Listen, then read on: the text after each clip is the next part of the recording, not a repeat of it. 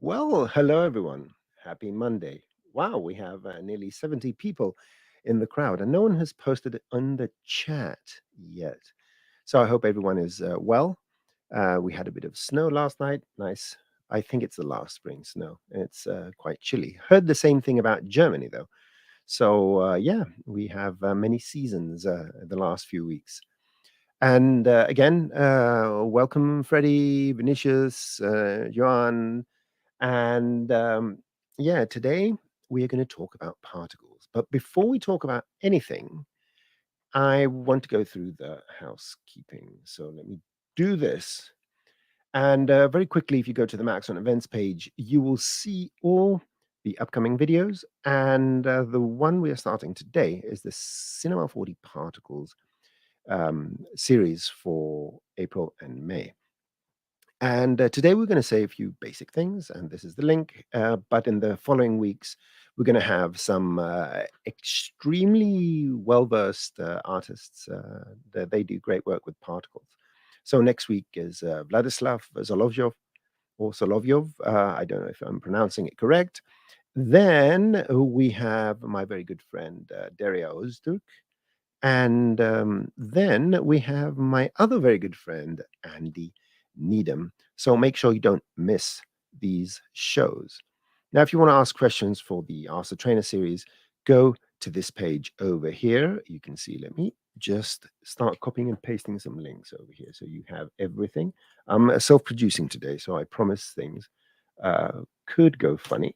So this is where you will find the various questions. And this is the Maxon events page over here. I'm going to say my greetings when I'm done pasting.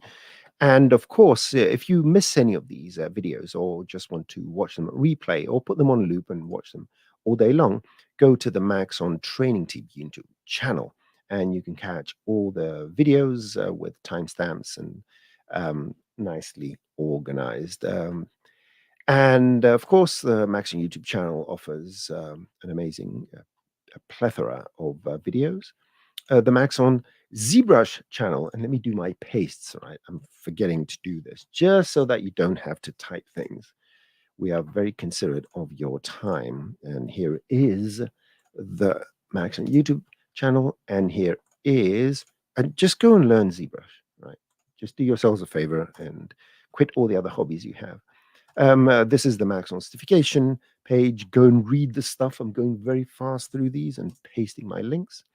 The topics list gives you an overview of the things we require essentially for knowing Cinema 40 so that you can be productive. And of course, as a token of appreciation for your participation in these shows, go to this link over here and use the new code for the following month, and including today, Particle Magic, because particles are magic. Now, in case you missed it, that's IUMC, something like that, the acronym, in case you missed it. I've made some tutorials about particles. So if you want to get into the basics, this one here, this series over here, is an overview, very general overview, interface and stuff like that. Then the various settings and tools we have, which is this series here. And I've started populating this, which I'm going to continue over the next few months, with various how to do techniques. But since you're going to be here, go and check out all the other fantastic tutorials that friends, colleagues, and your colleagues as well, artists, prepare for us. And yeah, you can spend your lives just studying these things and enjoying yourselves. And of course, don't forget to visit the old Cineversity, where it has centuries of knowledge. And check out the fantastic and very technically detailed tutorials by Dr. Sassy, although they were made many a year ago and are in older interfaces. They're always quite relevant in terms of their information. That's how timeless our good colleague and friend Dr. Sassy is. He makes something, it's worth, the more time passes, the more its worth increases. Okie dokie. So let me show my face here and say my greetings. Let's quickly go and see all the hellos. Joseph and Christine, and oh, my friend Sharon. Hello, Sharon. And Marina. Hello. Odd Loot, Toronto. Okay, I'm only about 7 hours, including my stops. From there, Andreas, my motion graphics, Thomas, and we have someone from Montreal. We have Vinicius from Brazil, Video Studios. Yes, plethora. It's a Greek word. Plethora means a lot. I think the word plural comes from plethora. So, what else do we have here? Jay, hi. And Meg and Ken and Juan. And who was from Montreal? I saw something from Montreal. Where are we streaming today? Yep, we're streaming there. I want to see my neighbor. There you go, Johan from Montreal. Did you get enough snow? We got about, I would say, an inch, that fluffy, sticky stuff. But it's already gone since this morning. It's warming up here. We're going to have some fantastic days next week. Go out, enjoy nature, and have some fun. And with that said, let's talk about particles. Now, because this session is not optimized for reply to questions, that's the Ask the Trainer, but I will. I cannot help myself. I have to accommodate any questions. If we can keep them towards the particle thing, just to keep the theme going. And if you can preface whatever you write with a capitalized word question, that will make it easier for me to look at the questions and see them in a glance. So, because I don't have any other help today. So, you are my helpers. I gave you the Greek finger. You are my helpers. All right, let me share a screen here. Let me do that. I'm going to leave my little shiny head over here in the bottom left corner. And no questions. Good. Let's talk about particles. We have 140 people watching. I am very much impressed. I'm going to put a gum in my mouth, have a sip of coffee. Cheers to everyone, whatever you're having. And let's talk about particles. So this is a new particle system written from the ground up, and it's GPU accelerated. It works on GPU. It's performant, and it can only get better.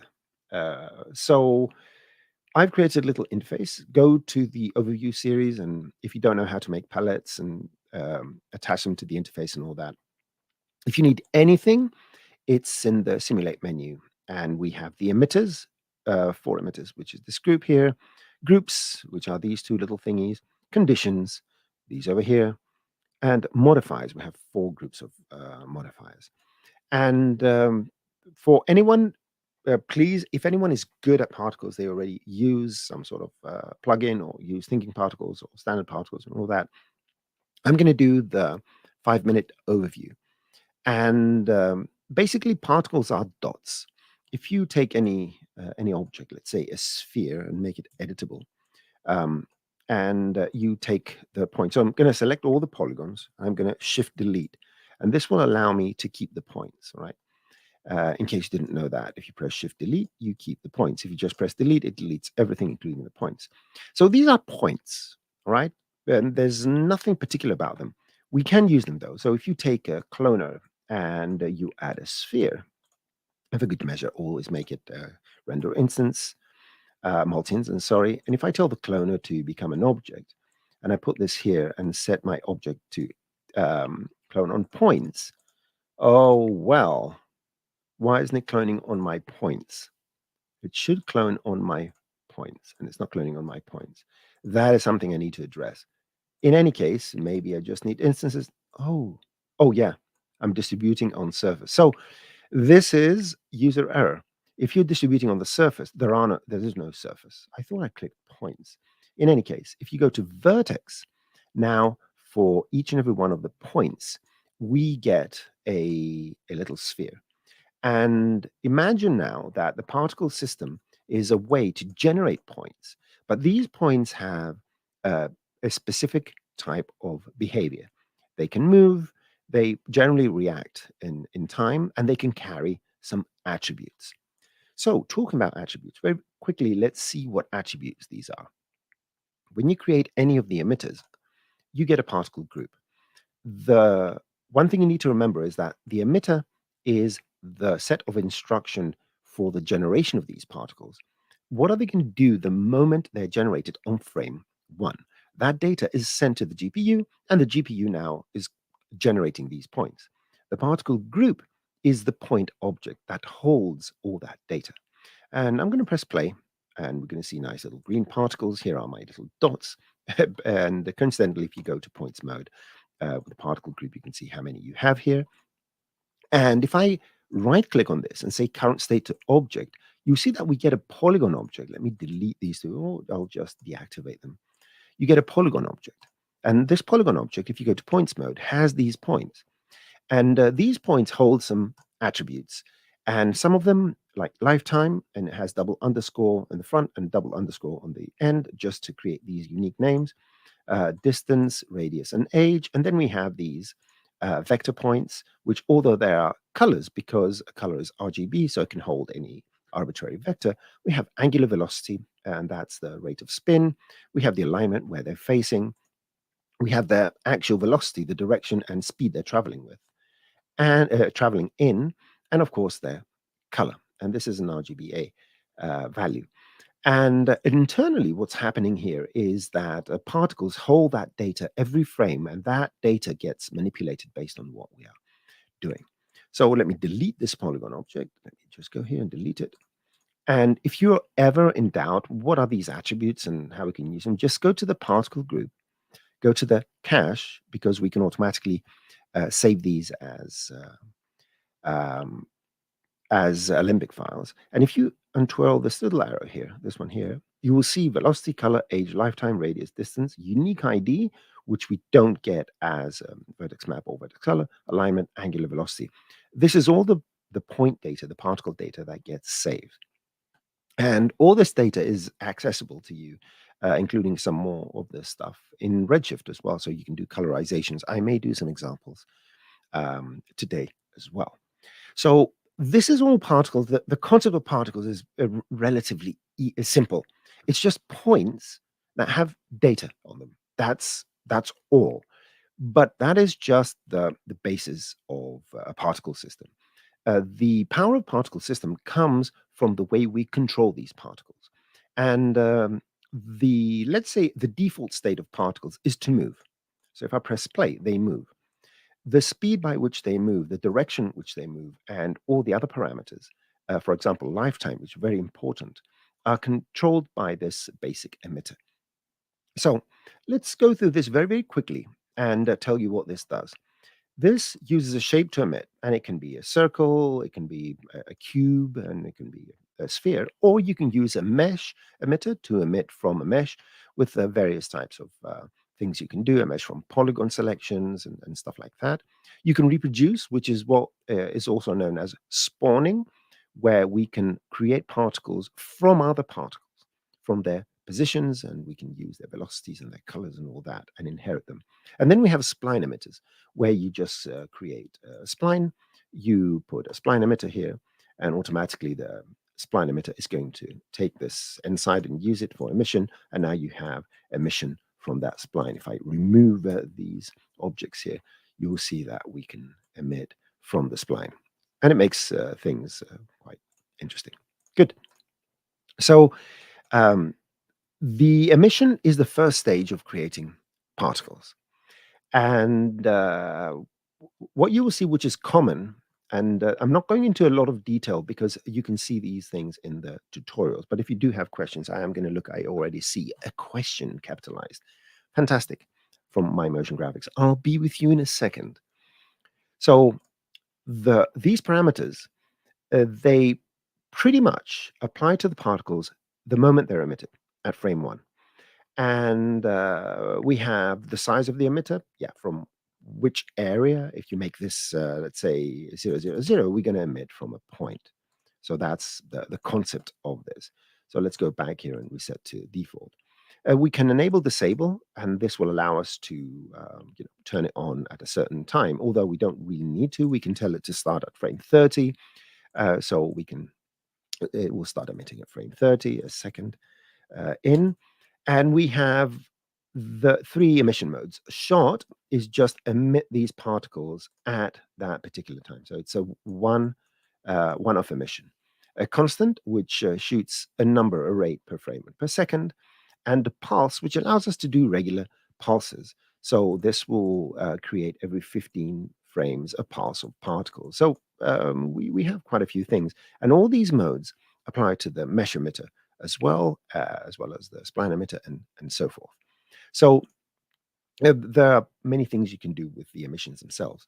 In the properties overall, we have things like the lifetime. A lifetime of particles is a very fundamental part of a particle's behavior. And sometimes you want the particles to live forever, and this is lifetime zero. So you can just extend your timeline as much as you want. The particle is going to keep on staying alive. Oh, I was just about to sing the song "Staying Alive," but I'm not going to do that. I'm going to consider that my Monday present. And underneath most of these parameters, we have variance. Speed is how fast they go per second, 100 centimeters per second, and you can add some sort of variance. And it's interesting when you add the variance. One thing you need to know: this is sort of a spread. So if your speed is 100 and you have a variance of, let's say, 50, what this does, it adds half of the 50. So it subtracts half of the 50 from this and adds half the 50 from that. So it's a spread of 50 centimeters per second with 100 as the baseline. So this will emit particles that go between 75 centimeters per second and 125 centimeters per second. And you can see this if you make this 90, and you'll see that the particles are going to have quite a huge spread. And don't forget, I was emitting a pulse. But if you just make a shot, you'll see they're going anything between 100 and what did I do there? 190 from 10 to 190 centimeters per second. And generally, this is the way you will make particles look a bit more natural by adding a variation on the speed, maybe 50 and 40 here, adding some sort of lifetime, let's say 25 frames with a spread of 10. And let's make our emitter emit continuously. And because it's very performant, just go and add a few zeros here, and you get a lot of particles. Now, there are ways to slow your simulation down because if you are querying too much data and Cinema 4D needs to access the data from the GPU, bring it to the CPU, do something, send it back to the GPU, and so forth. That is what creates the essential slowdowns. The core of the system is extremely performant. And this is something I always like to show.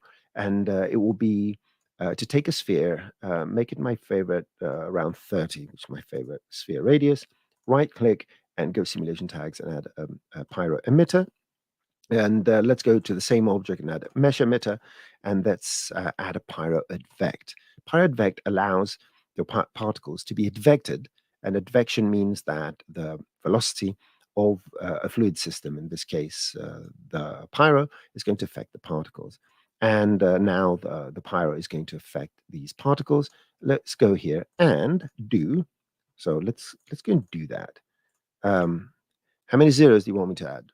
Right, let me see the first answer. I'm going to add those zeros. How many zeros do you want me to add? Let's see. I'm looking at the chat. Zeros. Don't be ridiculous. Come on. No one? You don't want to see zeros? 4 zeros. 10 zeros. Right. I'll go right between. I'm going to add 1, 2, 3, 4, 5. Okay. So what do we have here? Is it 10 million, 1 million, 10 million, whatever it is? Press play. And there you have your particles, right? So how many particles are these? This is 1, 2, 3, only 10 million particles. Okay, I'm going to try the 20, I mean, because why not? 20 million particles. Okay, per second. Yeah, it's getting slower, right? So the core of the system is extremely performant. And everyone wants 10 zeros. Okay, let's give it a rest. So the core of the system is very performant. But there are subsystems which, of course, do not work in GPU. And that requires Cinema 4D to go every frame and bring all the data back from the GPU. And usually, this is the bottleneck that all CPU GPU systems have, and that is transferring huge amounts of data back and forth. The reason it shows its performance in that particular configuration is that both the particles and the pyro get uploaded and everything happens on the GPU. And don't forget, I have a plenty-year-old RTX 5000 with just 16 gigabytes of RAM. So I'm pretty sure that if you have one of those modern 4090 show-offy cards and all that, that performance is going to be even better because they have a lot more RAM as well. So let's go down the list of particles. So we've emitted these particles, right? We did a particle emission. And the question becomes, now what? What do we do now? So we can change their speed and direction, their velocity, right? The combination between speed and direction is what we call velocity. And we can use all the forces we have here. So a turbulence is a nice one because very quickly you can sort of give a nice little organic shape to your particles. And this on its own now is cool enough, right? We can just stop it here and just say, hey, that's not bad. Now, I don't want to emit from a rectangle. I'm going to go to sphere and make it smaller, 30, 30, 30, just to create some sort of orby thingy madoodle, that thing. Good. And I'm going to go and extend their lifetime a bit. I'm going to make it 45 and 25, just so that they do a bit of longer tails. There you go. So this on its own is interesting.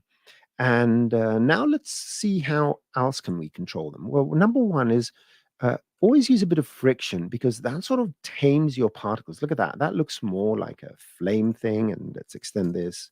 I wanted one more zero, talking about zeros. So now we have this quite organic thing. Let me stop it here, right here. And let's go through the tedious process of rendering the particles because in full sarcasm mode, it's extremely difficult. You have to click on your Redshift layout if you have one and press this button. I have to say it slowly to dramatic. So you press this button and you render the particles. So that's how difficult it is. Now you can see that these are little sphery thingies, right? And this is what we call the optimized spheres. This is the default way Redshift renders particles. Now, in terms of how big these spheres are, well, the emitter, one of the things it has, go through all the parameters here, lifetimes and velocities and all that. I explained these in detail. But a radius with a spread, of course. So we have the ability to change to change the radius of each one of these particles. Now, here's one of the fundamental things that when I started working with particles about 632 years ago, I couldn't understand. I went there and I said, I want my radius to be 10, and nothing changed here. What you need to remember is that the particles need to simulate and to be generated with certain things. So if you go and change the color to, let's say, a reddish color or something like that, your particles won't change. They have the data stored. The reason for that is that because you can change the attributes of all these things as your animation evolves, it doesn't make sense to change the color because the system doesn't know if this change of color you wanted it to happen only at the beginning, at a certain frame, under certain conditions, and so forth. So the particles here have their data. If I want to go back to frame 177, right? So I'm going to go 177 and I'm going to go to my animate. This is a nice little trick. You can say simple and it will just stop at 177 here. And I'm going to rewind and press play and I can turn this off because both of them work on the GPU. I just want to make sure it's going to go to 177 just for consistency's sake. And now I can press play and you'll see your huge particles with that different radius. Now, having said that, we do have render control over certain things. And if you go to the particle group, which is the owner of these points, and you add a Redshift object, everything turns off because the particle tab, it recognizes that these are particles, has a mode disabled. What we were looking at before was optimized spheres. So once I add the tag and do that, we're back to exactly what we had earlier. But here we can play with a scale. So if at any point you want to change the scale of your particles, you can do it over here. And the reason this is happening is that it's not changing the data of the particles. It's just rendering using a different scale multiplier. It multiplies whatever the radius is by this and draws the dot. So I'm going to set this back to 1. I'm going to go back to my emitter, and I'm going to set this, let's say, to 3. And I'm not going to put any variance on. Okay, so now I can just press play and stop it and see the particles wherever I want to see them. I think the radius is too big, so I'm going to make it 0.5. And again, you rewind, you press play, and the performance allows you to do these sort of tests with very little lag. Now, talking about the data, let's assume that I want to change the radius and the color over time, because that is one of the things we do with particles. We start with some sort of color, some sort of radius, some sort of um, radius variation and whatnot. But what if I want these particles to be born bigger and to go smaller, to become smaller as their life expires? Now, some of these effects require you to have a finite lifetime. For example, if your particle has an infinite lifetime and you tell it, well, halfway through its lifetime, do this. Well, there is no halfway of infinity. And my name is Athanasius, which means immortal. I know very well what that means. So when a particle is uh, if a particle is going to live forever, there is no 50% of lifetime. So when you're doing lifetime effects, you need to remember that particles should be treated like normal humans and not like me. So here we do have a lifetime. So we can tell the system to go approximately 50% of its lifetime and do something, or do some sort of range mapping, which is what I'm going to show you later. So we're going to play with two things. Number one, we're going to play with the particle radius. Let's start with 1. Okay. And if you want to see the radii in your viewport, the particle group has some draw overrides, and you can draw the radius. Look at that. That's beautiful. So now I can see the radius of the particles. And if I rewind and press play, you'll see they're quite bigger. But this will allow me to see both the color, which is a default, and the draw size. You can always make them bigger if you want to. I mean, that's cool. You can just sit all day, do this, and tell your colleagues that you are art directing. Look at that. Look at that. You can't decide on the actual size. Now, let's go and do that. Now, to do those kind of things, you need to do a couple of mappers. And we have the color mapper and we have the data mapper. And the reason they're called mappers is that depending on how our animation is evolving, what's happening, the particles are growing older and wiser and losing their hair and becoming more smart. Sorry, I was self-projecting. We need to tell them what to do in their lifetime. Okay, so let's start with a color. And exactly, Fred. See, that's it. Fred gets it. Shh, I'm directing. That's precisely what you need to do. All right, let me show you again. You go here and you say, shh, I'm directing. Right, and you can play some music and all that. Now, we have a friction, we have a turbulence. This is applied to all the particle systems we may have in our system. And I'm going to let's start with the color, which is more obvious.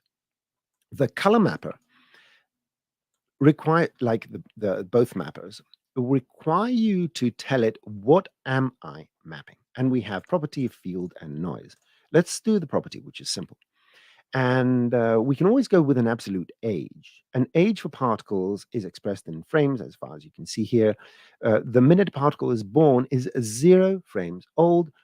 A frame later, it's 1 frame old. So if you have particles that are emitting constantly, the particle that is emitted on frame 50 will be 0 frames old on frame 50. On frame 51, it will be 1 frame old, and so forth. So what I'm going to do now is not, I can go the age, or I can use one of those things which is called age percentage. And what this does, it tells it, well, your particles have different lifespans, right? We have lifespans from, what is that, 20 to 70. So I want halfway through their lifetime to start changing color. So I want to go and say, let's say, no, I'm going to start from 0, and I'm going to say to 100%. So from the moment a particle is born, until the moment it dies, regardless of how long that particle is going to live. That's why it's a percentage. I want you to change the color to go from red all the way through the gradient to blue. So what's going to happen here is that the particles, when they're born, they're going to be red. Halfway through their lifetimes, at the golden years of their wisdom and brilliance, I've got my birthday next month, sorry. They're going to be yellow, and at the end of their lifetimes, they're going to be blue. Now, if you rewind and press play, you will see that that's what happens. So we already have this first differentiation in what the particles are doing in terms of their color. And the color is dictated 100% by at which each particle, at which percentage of its age exists. So let's leave this as it is. The other thing I want to do is something similar, but with the scale, the radius. So because the radius is not a color, duh, I'm going to use a data mapper. The data mapper has a slightly different way of working, but it has some extra functionality, but the essence is the same. I'm going to go back to my age percentage, and I'm going to say from 0 to 100% again. I can change these numbers. What's going to happen, it's going to take those values, and it's going to map whatever values I put here. Go here and look at all these parameters you can change. The radius is 1. Now remember, I'm emitting particles of the radius of 1 and no variance at all, okay? So I'm going to go to data mapper and say, okay, let's do that. How big is the biggest particle I'm going to create? And the lower here is not if it's big or small. It has to do with the lower in. When the age of the particle is 0, so when it's born, I want the radius to be quite chunky. And when the particle dies, I want the radius to be quite small, okay? But this, it will be changed by this curve here. So these numbers here, you map them to this curve. The upper part is the lower part is the lower number, the opposite. Yeah, that was the opposite, yeah. So the upper out is on the top, and the lower out is on the bottom. So upper and lower. This means that, I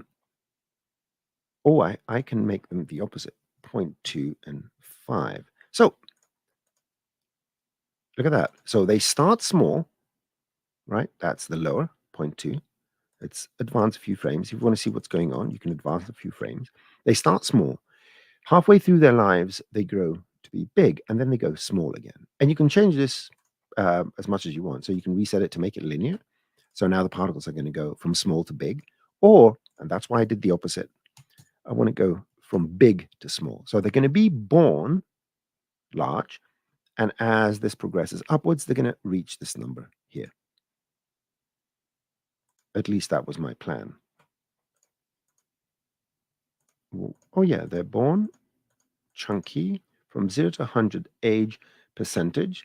They're going to go from 5 to 0.2. Let me make this 10. Oh, that's interesting. Let me think. Why is this? Oh, yes, right. Here's another concept of what's happening.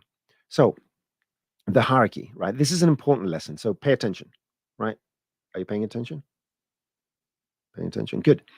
So, and this is something that I've done it a million times. It still gets me, and that's because I'm rushing it. Here's how the object manager interprets. First, the data mapper maps the data at frame 0, okay? But there's a small catch. There are no particles yet. See? There are no particles. The particles are born further down. Then the color is changed. Then the friction is applied. Then the turbulence is applied. But there are no particles. So what happens is that when the basic emitter emits the particles, these particles are emitted after everything has been executed, right? This goes through the list every frame. And the particle now is this color and has this radius because this guy told them to do something before they were born. Wait for your kids to be born first before you tell them what to do.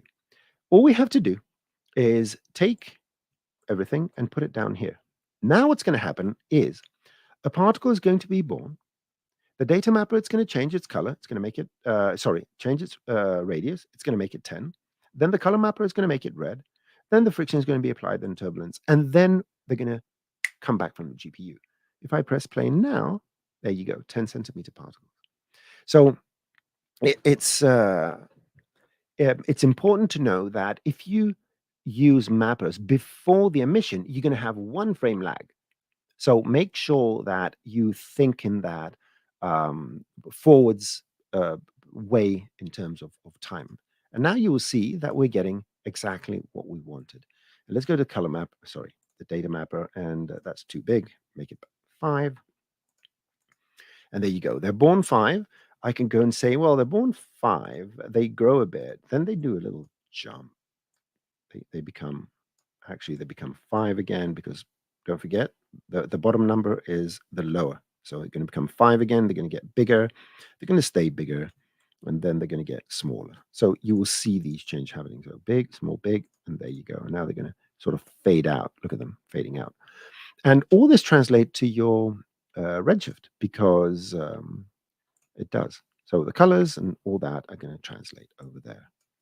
Let me undo and move back, and we have this little particle thingy madoodle happening. Yeah, and you can see it. Redshift will catch up when it can. It gives priority to the viewport, and you stop and it plays, and you stop and it plays, and so forth. Now, here's another great little thing, how you can, let's say, game the system. It's not gaming, it's how things work. Let's assume that I'm not absolutely certain what color I want my particles to be, right? And that is the essence of being a creative director. You never know what you want, and you ask the freelancers to do it for you. Did I just say that loud? Sorry, I apologize to anyone that was offended by my sarcasm. So what you can do, you can tell this color mapper, instead of map from red to yellow to blue and all that, to create some sort of color ramp over here. So I can go and just right click over here and set to default. Nah, that's a default. So black and white. Boom. Let's go. White to black, black and white. Do whatever you want here. Let's go. Boink. So this you can right click and say, let's make it linear. There we go. We have a linear gradient here. Now, if I press play, you will see that my particle color is going to be linear. There you go. But because I'm a deep thinking individual and I want to try a few things, what you can do, you can go and create a material and drop it on the particle group, right? That's what holds. Now you can see that the material overrides everything. There's no particle color because we've overridden all these spheres with this particular color. And go in here. Let's dock it. That's my favorite thing to do. Dock this down here. There we go. And let's make some space. Zoom out. Do that. We can go here and use user data. And that's what contains all our particle data. Other than the string, every other one contains some sort of particle-y thingy. Now, in one of my tutorials, I have a full list of what is mapped to this. But whatever case, you just select any of these and you go over here, presets, and find particles. And most of these, not all, but most of these do apply. Color user data now is that black and white color. So if you go and say, I want my particle color, and I stick it in the color here, now the particles are going to regain that black and white color. Plus, we have now reflections and all that beautiful stuff. So what I can do here is use one of my favorite, if not the favorite, node, the ramp. Bum, bum, bum. And now I can recolorize them into anything I want. So select the ramp. Let's go down here, and you can go and load whatever beautiful ramp you want. And here are your particles. And the colorization is instant because the data is already on the particle. You're just remapping that data. So you could do this. And not only you could do this, you can say that, well, let's take a range of this and make them glow. So you can take another ramp and put it over here. And let's go to, I think it's alt input. Yeah, it's alt input. And let me go here and say, okie doke. Let's go and tell the emission to be 5, expose the color.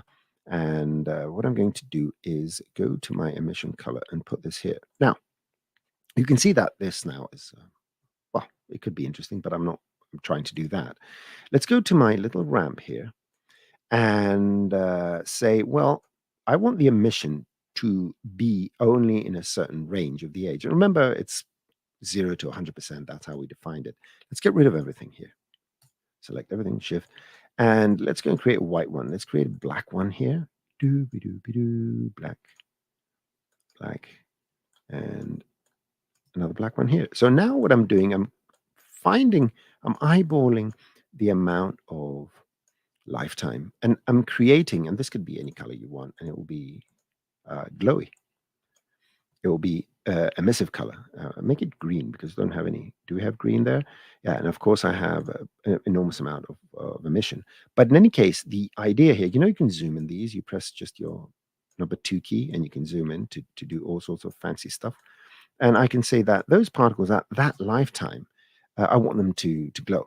And if you want to see the actual glow, just go add a redshift camera, turn it on, go here, go to optical lens effects, not optical, and override the bloom and bring this down. You will see those are the ones that are going to glow.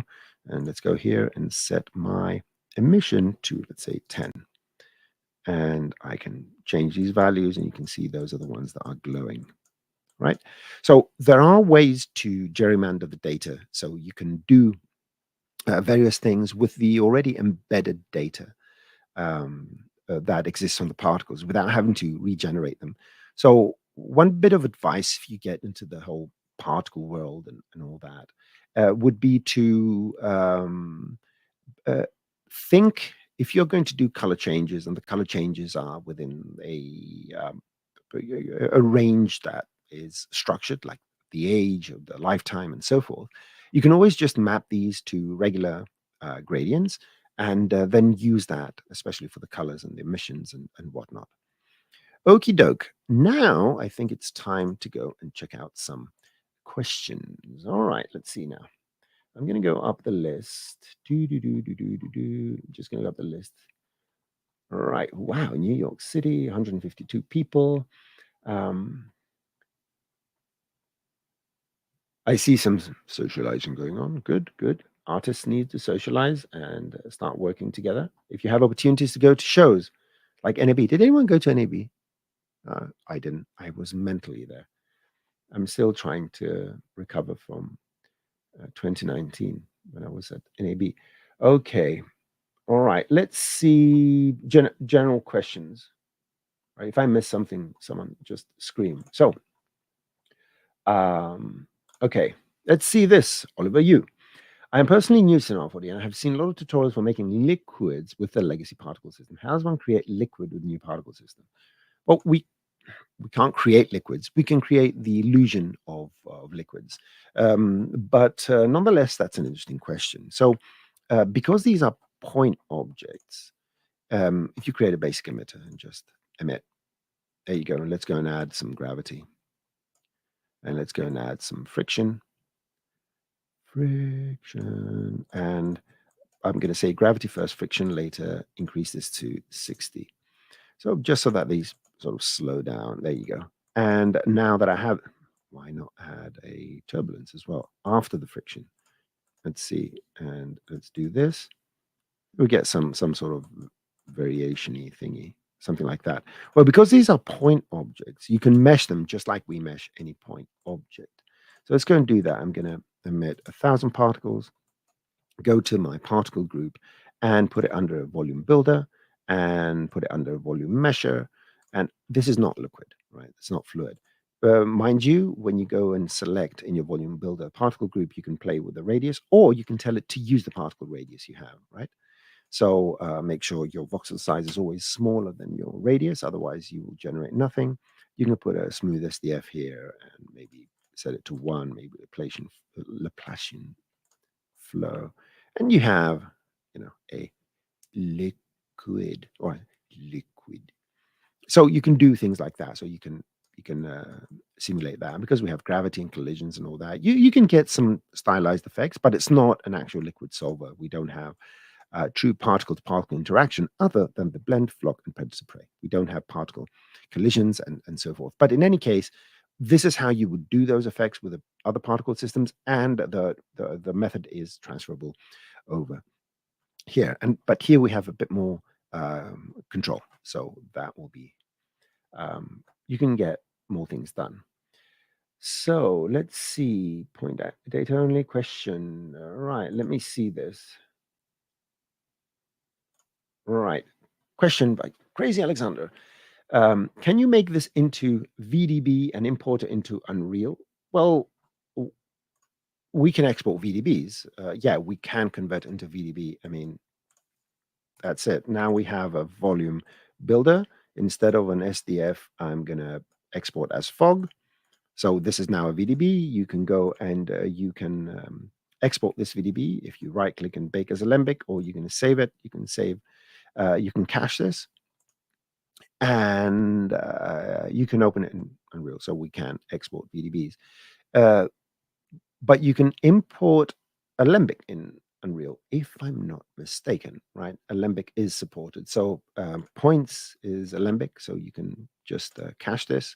And yeah, and these are your various attributes are going to have those names that we had. Okay, let's go further down here. Sound was not okay. It's going to be interesting. So, show. Hi, hello. Object raising from ground, such as sand or snow, show this simulations. I mean, the principle is fairly simple. I don't know if it's going to work for what you're trying to do. So let's create, let's do this. I'll do it with a plane because why not? And let's make someone's head. Right. Oh, looks oddly. Oh, wait a minute. Let me see.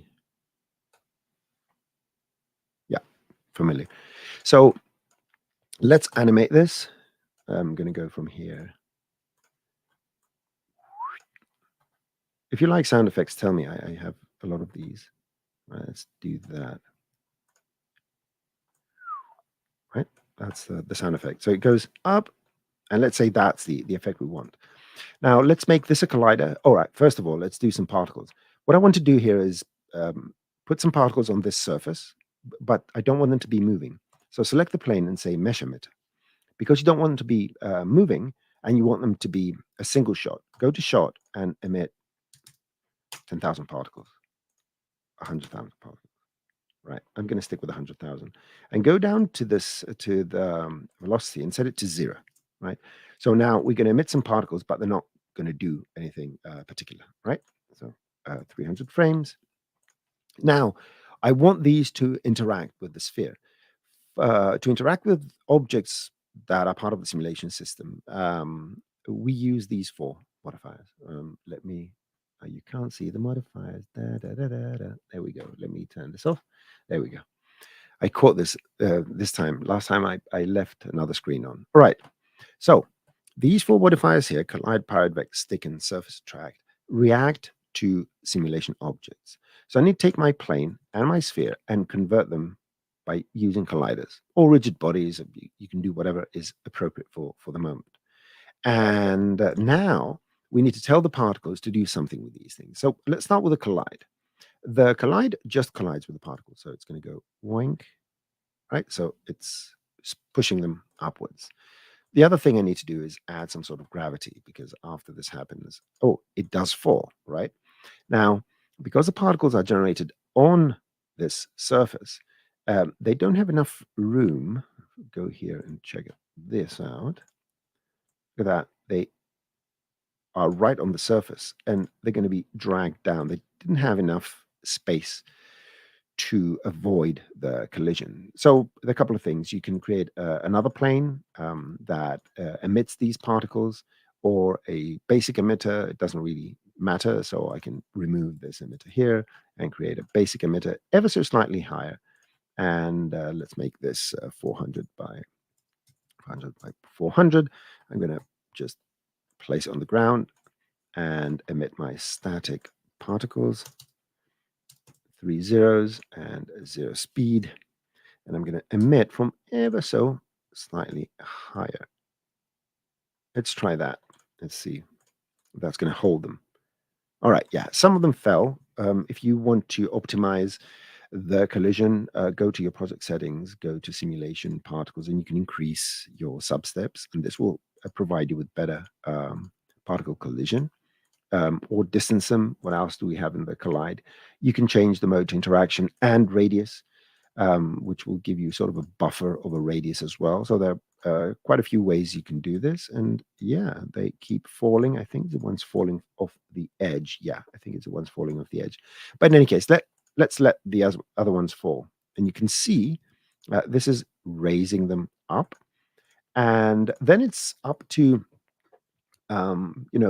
making your collider objects react a bit differently with what you're trying to do. We can tell them to stick, so they will stick on the surfaces. And here it uses the secondary surface to stick. You can exclude a particular object from sticking. So I can say, I do not want the plane to stick. So I only want the sphere to stick. And now it's picked them up. Then you can tell them under certain conditions to do something else, to start falling from the side and so forth. But for an effect like this is the general direction you would go. So that was, that was that. Okay, let's see what else we have here. Particle object. Okay. How to particle object mode. Can you explain what you mean by particle object mode? Do you mean to clone an object on each particle or to emit from an object? Yeah, reply further down with an explanation. This guy is a legend, right? Just in case you missed it. Talking about this guy. Thank you. So, Alexander Yasu, that means hi. To your health, basically. 99% of greetings are about health. All right, let's go. Let's see, what do we have? Oh, right. How do I get that new toolbar to the right hand side? No, that is not built in. This is my setup. Go watch the Cineversity videos in the overview. The second video after the intro, I think, is the one that shows how to create this, right? It's fairly simple. It takes a couple of minutes to do. Dock it, you save this, and you have it up here for as long as you want. All right, let's see. Particles. Can you data map? Oh, interesting questions coming through. Can you data map particles with Pyro? Data map. What would you like to do with that? Like custom attributes and stuff like that? We don't support custom attributes currently. Okay. Okay. I'm going. So the size, right? Let's see. So the size in the data map makes the size in the emitter obsolete. It doesn't. Well, that is one interpretation, right? It's not obsolete. It's that the whole function of particle systems is to generate the particles with a specific data set, and then optionally, and that's what the emitter does, right? It tells you what color you are, how big you are, how fast you're traveling, how long you're going to live, and or if you're spinning, not spinning, and all that. But the whole purpose of particles is to be able to change that, right? So if I go particle group and enable the handles, right? So this is going to create these little axes so I can see how the particles are moving. If I want to, if I put a turbulence here, which is something you can see, they're going to move in all sorts of directions, right? So their initial velocity, you can say it's been overridden. I would say it's been advected in a certain way. It's been changed. So from their original positions, we tell them to do something. From their original scale, we tell them to do something. So yeah, we are overriding things, but that's a whole the essence of particles. If you want to retain the data, then you don't override it essentially. But yeah, that was an interesting comment and a correct one for that matter. Okay, let's see where I am here. Okay, density dissipation. That can you data map particles with Pyro? Okay, Let's see. With data. No, currently we can't. We can't do that. We can only do advection currently. Because with thinking particles, we can actually do that, but that's not currently possible. So that's the unfortunate answer for that. Okay, let's go down. Yeah, it doesn't make it obsolete. It just changes it. Yeah, so I guess that's correct. Um, all right. Here's an interesting one, which it's gonna lead me to MoGraph. Is there a way to render it like it's shown in the viewport, so the circle around it? Ha, Dan, I have a surprise for you, because this means you will learn something about MoGraph. Let's go back to that fabulous, artistic, inspired, beautiful, and all those other things. So let's assume this is what I have here, okay? And with the radii, with all that. So I'm going to take a MoGraph cloner, and I'm going to clone a circle, right? Make it a child. The cloner in object mode allows us, just like with all our particle systems, to use the particle group. Don't put the emitter in here. It doesn't do anything. Particle group. Boink. Now I'm going to hide my particle group. We're going to get a lot of splines. It's going to take its time, right? We're generating splines here. Come on, particle group. Great. Make your circle 1, radius 1. Right? Come on. So now we have the circles, but they're not looking at me. And that's the trick. Go to MoGraph and get a target effector. And target the camera. Boink. This should give you the same sort of effect with the appropriate amount of patience. And in the cloner, make sure you're using a particle scale. So it's going to change each and every one of the, let's go multi and see if that's going to work. It should be a bit faster. But here's your effect. There it is. Circles are pointing the camera. You can turn it around, so forth. So you were just missing the target and the cloner and all that. Excellent. Let's see. Let's see. Sphere. So Dan, you got your answer. Oh yeah, FUIs. Please. You want to see some FUI stuff? Let me show you FUI stuff. And I've got a tutorial about that. So I'm going to bring up on my other secret screen something called up, down, left, right.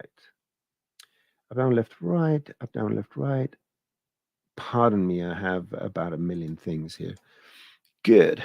And I showed how to do this the other day. I want to talk about FUIs. There's one little setup. Go watch the tutorials. It's fun. Boom. That's it. Teaser.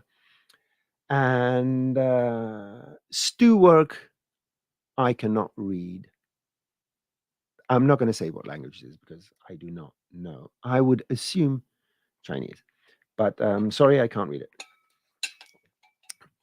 Now, let's go. Fabian, you're not disturbing me. That's what I'm here for. As I said before, this is I guess it's the best PC. I'm just going to go scoot over. It's a Dell Precision mini workstation 3640. Now, it is, I would say, 5 years old, and it has some Xeon in there and 16 core and an RTX 5000 with 16 gigs of RAM. The equivalent, if you go and buy now with equivalent hardware and all that, I don't know, you're going to get it a couple $1,000, maybe less. I don't know.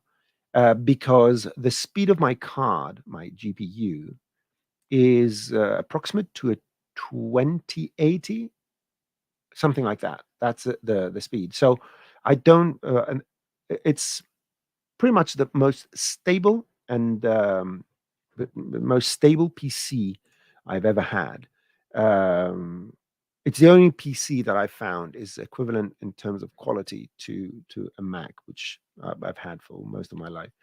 So yeah, not tremendous specs, but still, it's very performant. The system itself.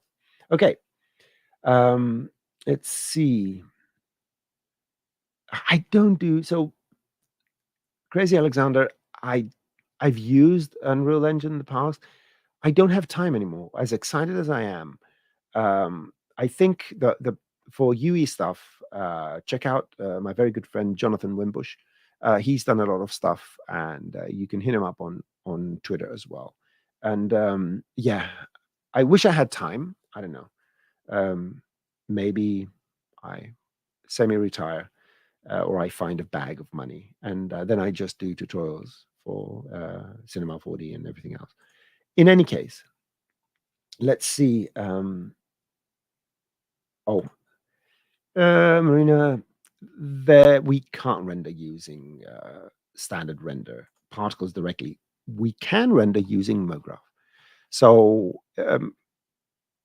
yeah, basic emitter. You do this. You change the colors. Let's go and do a color mapper and let's say 0 to 90 frames, absolute value. They're going to change color, and you get your MoGraph cloner. You get your sphere.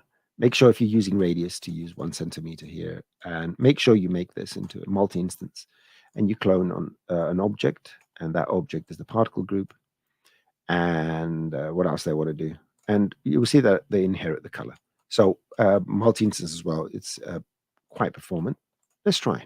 Let's try 100,000 particles. So that'll be 100,000 cloners. Right, it's not bad.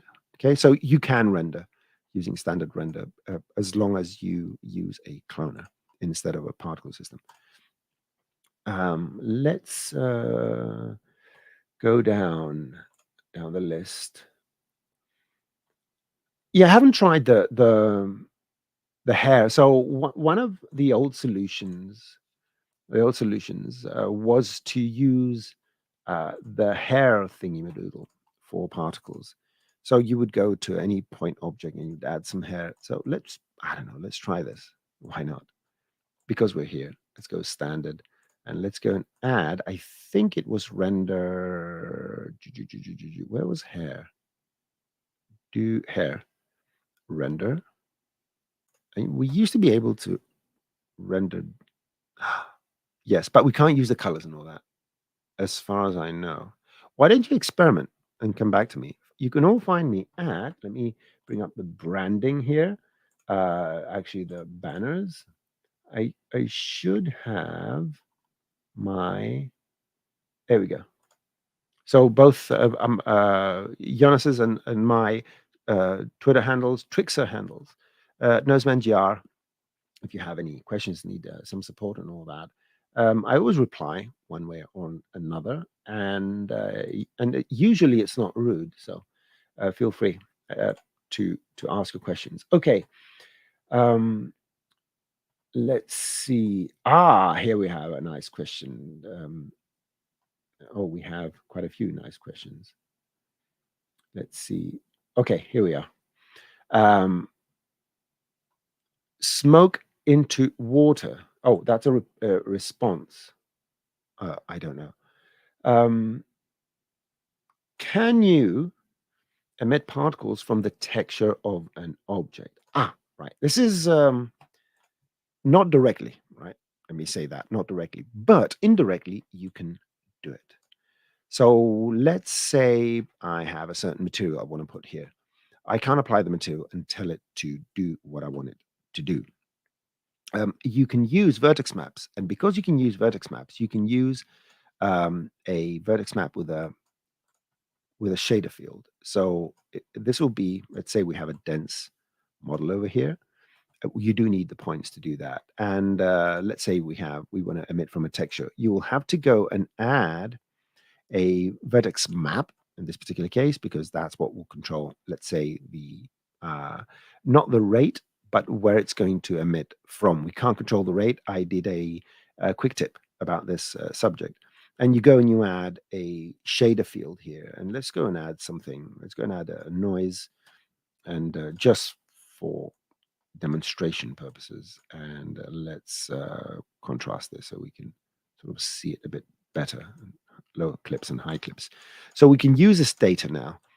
If I want to emit from the higher values over here, I can only emit from polygon selection. So you need to go other tags, do a polygon selection, drag this in the polygon selection, and now this is going to dictate where the emission is going to come from. I can make a symbol for the standard material if I want to see this and apply it here.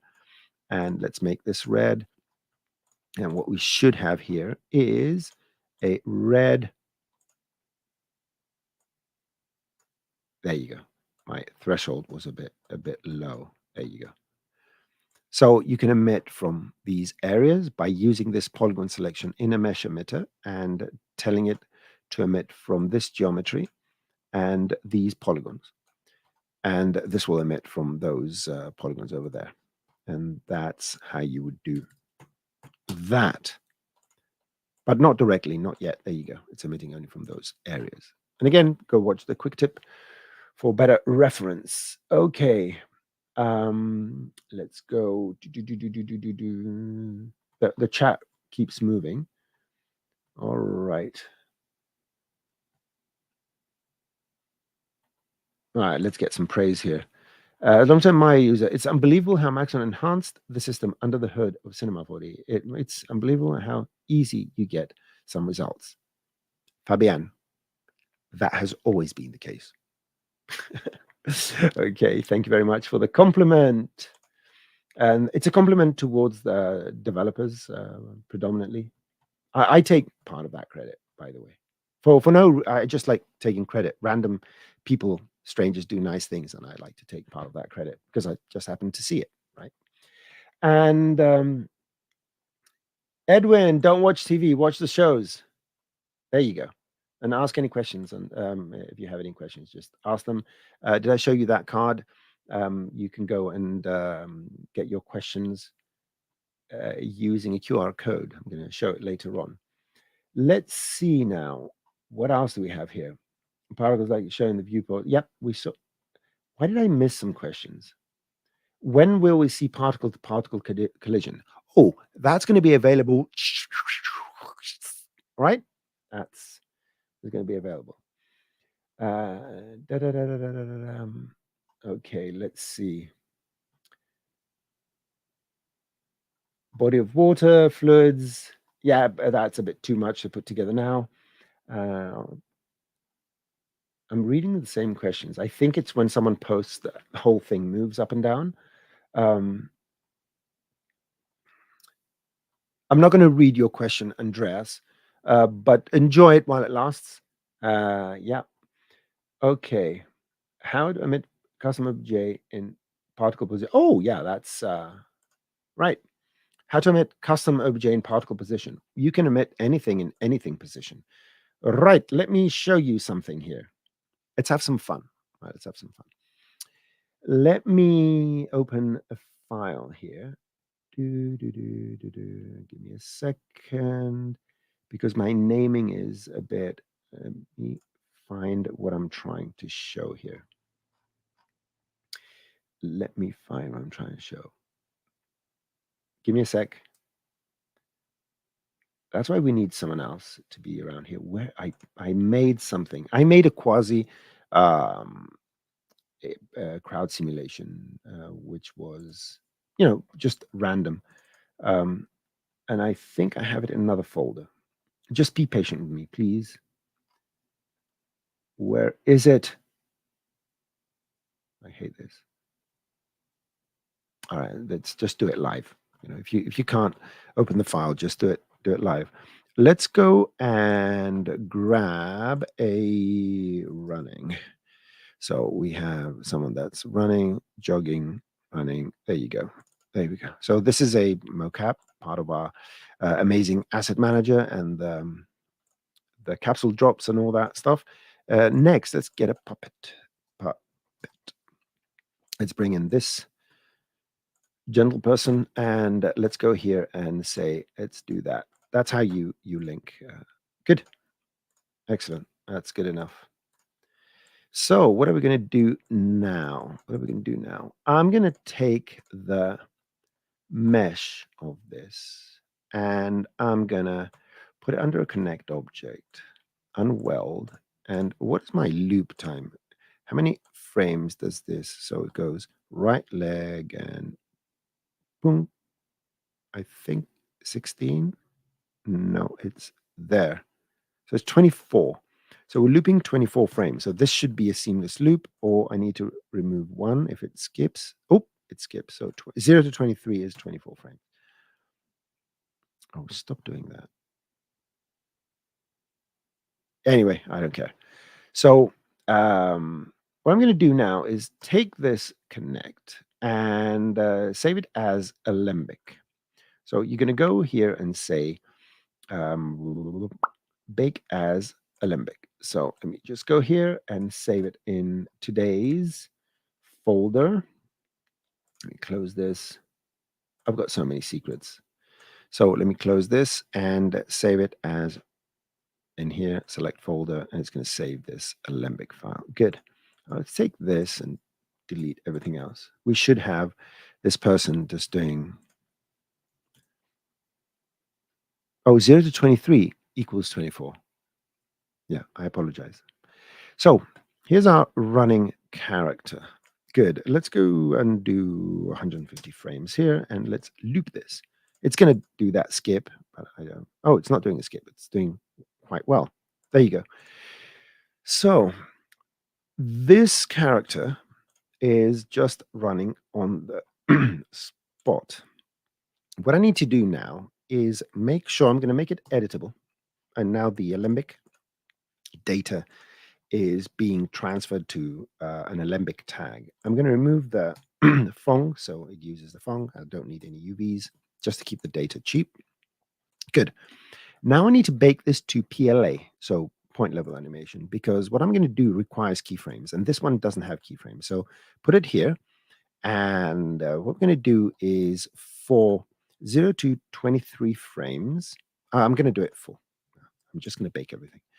I'm going to go and bake object. I'm just going to bake PLA. So we are baking the PLA here, the point level animation. Good. And we have that copy now, which has, it should have the same data.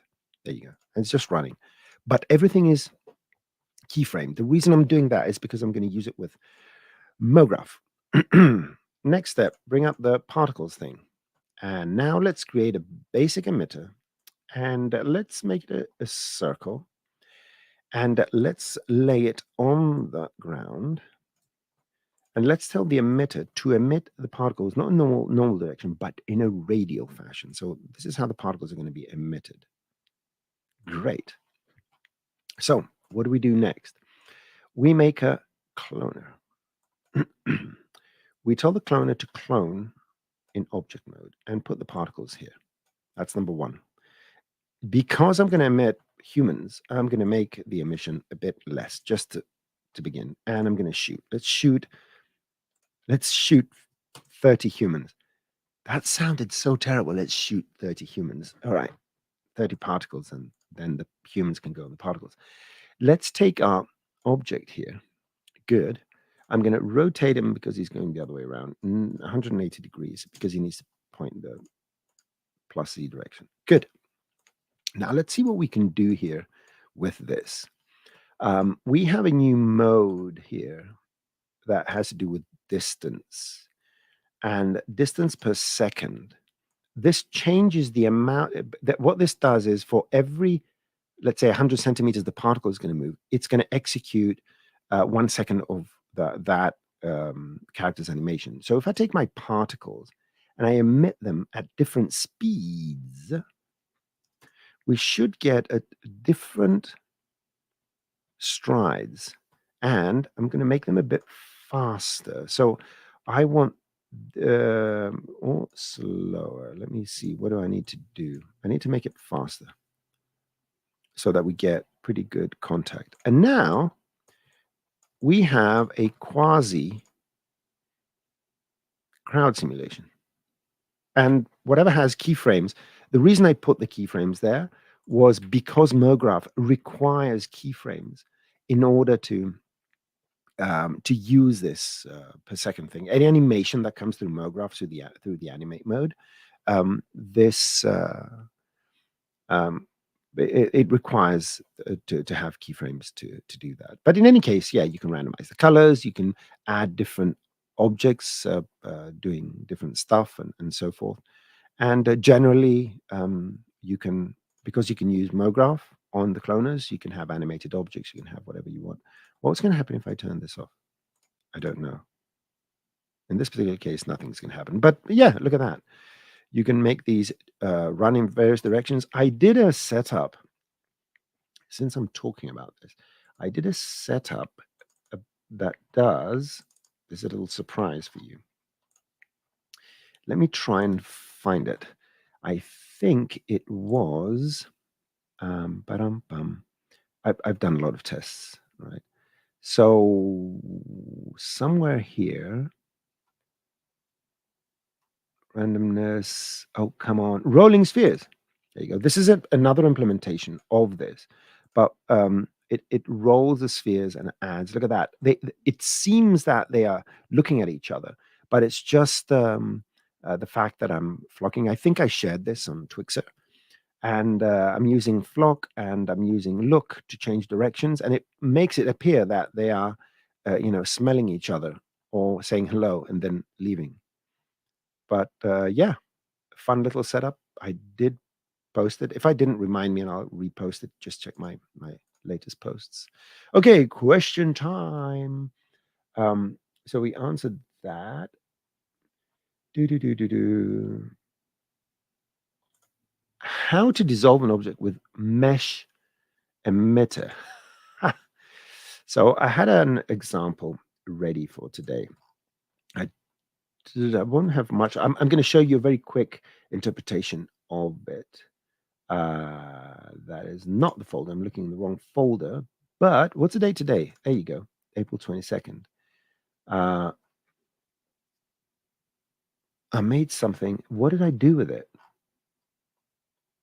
Did I throw it away? Oh no. No, I didn't throw it away. I didn't throw it away.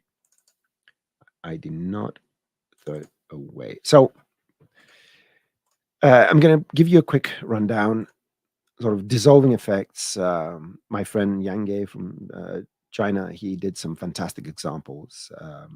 But this would be a sphere that affects particles at the same time dissolves, so like if it does it in real time. So something like this. And let me give you a very quick rundown of, and this is going to be, I'm going to close on that note. Give me a sec. Water from our own well. Cheers.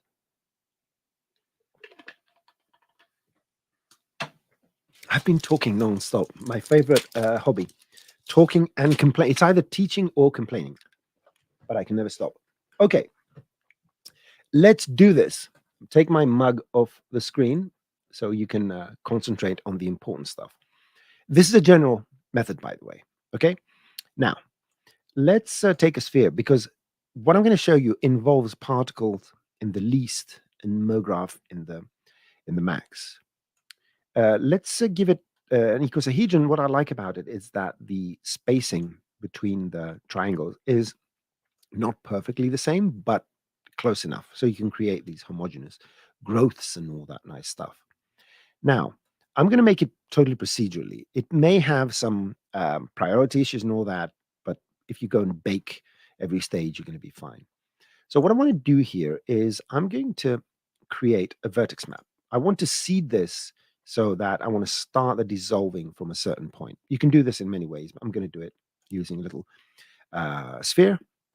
Let me just park my sphere somewhere. The sphere, man, the sphere. Park the sphere down here. I'm going to make it quite small, let's say 5 centimeters. Let's go down here, and I'm going to park it right there. And I just like to do the map and make it 100%. I'll show you why. Now we can see the mesh. Let's get rid of that. And you can see that my field now, my vertex map, has this little value here. Now, in case you didn't know, if you don't, you have to be ashamed of yourselves. But in any case, you can add a freeze layer and set it to grow. Expand this to, let's say, 300 frames, and this will grow. EJ did a fantastic tutorial about how to do this on the Old University. So there you go. We have this growth now. And I'm just going to make it a bit more interesting. you go to the radius, which is the subfields of the freeze layer that controls the actual radius. And what I'm going to add is a random field, and you put it down here. And this random field, I'm going to add my favorite noise. Luca, increase the size a bit, add animation. And what this is going to do, it's going to change the way that gradiates out, right? There you go. So we have an interesting effect going on here. And let's see if yeah, interesting effect. I'm going to call this vertex map, just because I'm going to get confused, is initial growth, right? Initial growth. So here's our growth. Now, I'm going to use it in a certain context. But the other thing I want is I want a thin ribbon of a vertex map that represents sort of this area where it's going to be where I'm going to be emitting particles from. And that means I need to have another vertex map and call this, I don't know, line. And what I'm going to do here is drag the previous one, right? So we have the data from the previous one. And I'm going to go and use a curve. What I'm going to do is control click to add a point here and bring the other one here. And what this is going to, I'm just control clicking to add these. What this allows me to do is create some sort of band of something is happening here, right? There you go. Now, the other thing I could do before I do that is add another freeze layer, but the freeze layer has a very specific thing you can do, which is average, which is pretty much blurring, right? No updates or anything like that. It just allows you to blur this. And by blurring it, you're actually allowing to make the data homogeneous. And when I put this, now I have this really interesting front. I'm going to right click and reset this to make my spline linear. I'm going to say you start from there. I'm going to create sort of a square. There you go. So now I have this front line that is being generated based on this. There you go. Go here. Of course, when you use freeze layers, it's good to auto update. I don't want, I said average. Ah, really? Gonna do this to me right now? Rats. See if it works with subfields. Rewind. Oh, clear. Let's see if that's gonna work. You gotta be kidding me. Rewind, press play. Ah, I don't believe this. Get rid of the freeze. I'm gonna get my front line like this. I need to check these things out and see why that didn't work. But in any case, probably a user error, but I'm not going to admit it in public, okay? You're not allowed to say anything. So rewind, press play. Now we have that front line. That looks like a burn, right? That's not, yeah. And if you make your sphere more detailed, you're going to get smaller components. But now what do we have here?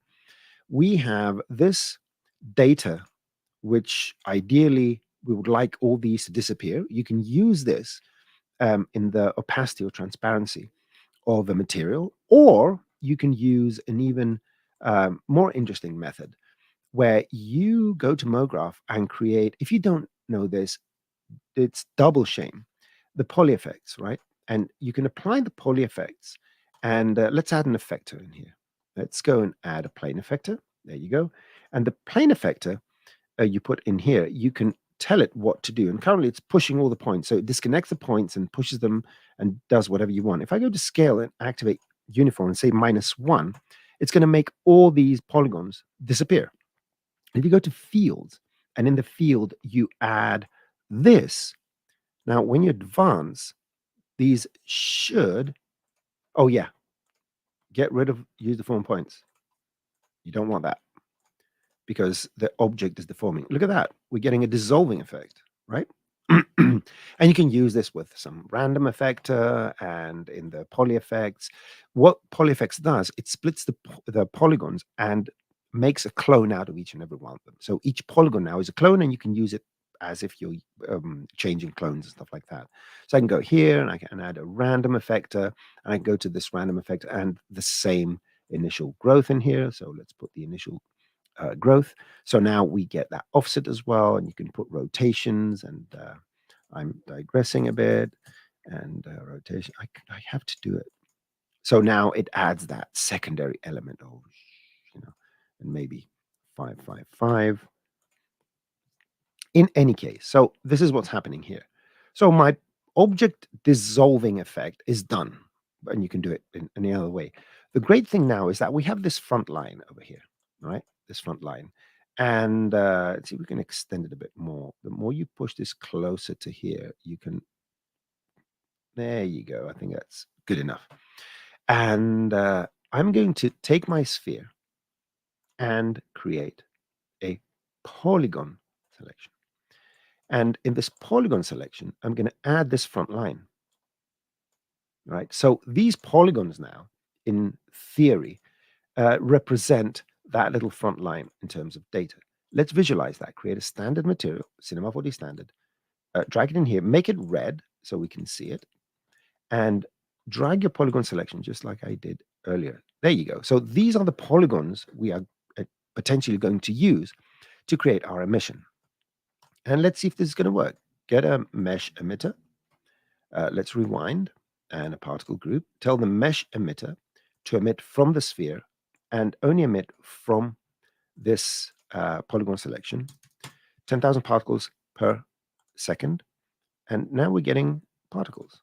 Let's change the speed and make them 75 with a spread of, I don't know, 50. Let's give them a particle life of 15 with a spread of 10. Let's increase the direction spread to make them fan out a bit more to break up this uniformity. Rewind, press play, and now we have an effect, right? And finally, because you can use Pyro to emit from vertex maps, your density and all that, just go and add a Pyro simulation. And if, let's go Pyro emitter, let's disable the temperature. Let's add this and put the density map on our front line. And I don't even know if this is going to work, but hey, it does work. But damn. Yeah, and of course you can add advection and do all that kind of stuff, but now you have a fully dissolving effect. In any case, that's so cool. And I've done it 5 times today to make sure that it works. Anyway, so it is approximately 27, 28 minutes overrun. So now I'm going to show my face and not respond to any other questions. So here's the deal. Let's bring up those helpful pages I have here, and let's do this. Right. Go to this page here and ask questions. So let me post it. Go here and ask questions. Number 1. Go here and check events, and that's number 2. What else do we have here?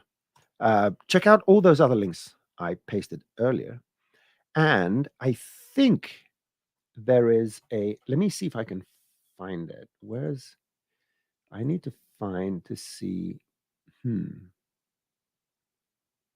I don't know what that is.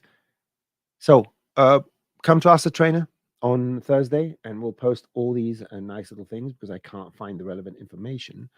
And the one I'm going to show, of course, is go to this link here, and paste this. There you go. And let's see. See, I see questions and I'm compelled to answer them. No, I can't. We have to shut it down. Come on, Ask the Trainer. Yeah, go to Merch Store and use Particle Magic for today and moving forwards to claim your free t-shirt. You only paid for folding and sending. That's pretty much it. So watch the tutorials. Yeah, that's what I wanted to show. I'm totally scatterbrained today. Go to its university and check out the begin from this particle overview, right? It's an hour and a half. You can skim through a few of these things. Then we have the second one, which is plenty of hours long, particles, objects, so you can see what the settings are and all that. And here I'm putting together certain workflows. In this particular case, let's pause it. In this video, how to emit from mesh points. You'll understand when you watch it. Confine particles, 2D plane, and so forth. So, yeah, just go and watch the tutorials, and then come and ask your questions on Thursday or any other day you want. Anyhow, I hope you enjoyed it. Stay engaged with us. Find us on social. Hit me up, me or Jonas. I'm at Nosman GR, and Jonas is at Jonas Pills 3D. And if you ask questions, ask them properly. Simplify your scenes. 9 out of 10 times, the process of simplifying a scene to send it or asking the question gives you the solution. The universe works in mysterious ways. I'm telling you. I've been around for a while. Again, thank you. I always appreciate your viewership. Stay engaged, watch our shows, and yeah, see you in the next one. I need to click a button. So this is right. Let me go here. I need to go here. Oh, where is it? Because usually someone else does it for me. But from now on, I'm going to be the one doing it. And where is the end? I have no idea. I haven't done a DPP by myself. You know something? I'm just going to shut it off. So, love you all. See you soon.